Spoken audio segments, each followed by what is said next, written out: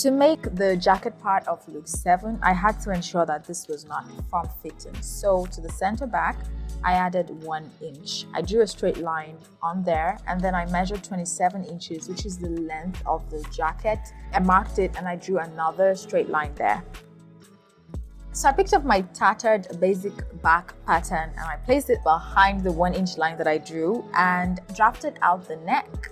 Then I put it forward to my 1 inch line, and then I drew out the other features of the pattern: the shoulder, the armhole, the sides, and then I straightened this line again because I was not going to make use of the dots.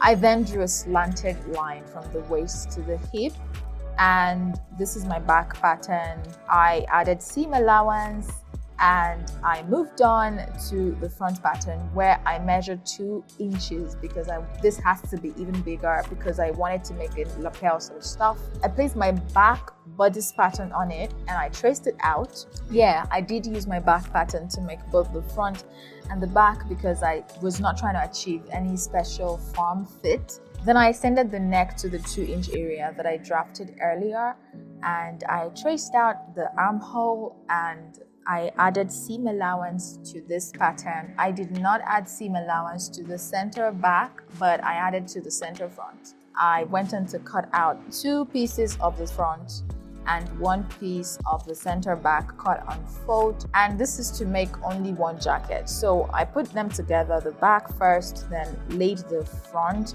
pieces on top of it, and I stitched at the shoulders and at the sides. And like I said, this is to make only 1 jacket. Okay, now I put it together and I made another one, right? So I put them together, right sides facing, stitched the neck and down the center front, and it looks like this. I don't have the serger to finish off the edge with, so what I did was to cut the seam allowance to as little as possible. Then I moved on to the armhole where I put my hand between the 2 jackets and I put together the armhole like this, and I stitched it round and also cut off the seam allowance so that it looked like that. Now I moved on to the bottom where I turned this whole thing to the wrong side and I stitched straight down from one center front to the other center front.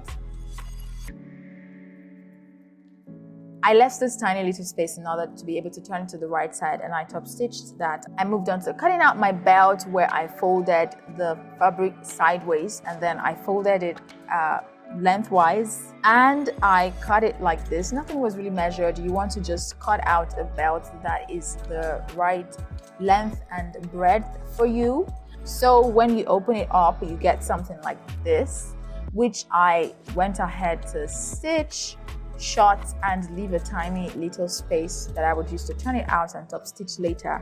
In order to fix my belt right, I measured 5.5 inches from the side, from both sides. By the way, if you're wondering where the lapel came from, I simply ironed it to make it so. And I put my belt over it and installed a button. I used the button to put them together, and I did the same at the other side, and I ensured that my belt was squishing my jacket to ensure that the belt was fit even though the jacket was not, so that it could have that boxy but fitted at the waist kind of feel. Thank you so much for watching today. Make sure you catch up with the entire Ankara series looks 1 to 7 with the link that I've put on the screen. If you have enjoyed this video, please give it a thumbs up so that the algorithm can recommend it to other people as well. I'll see you in my next one.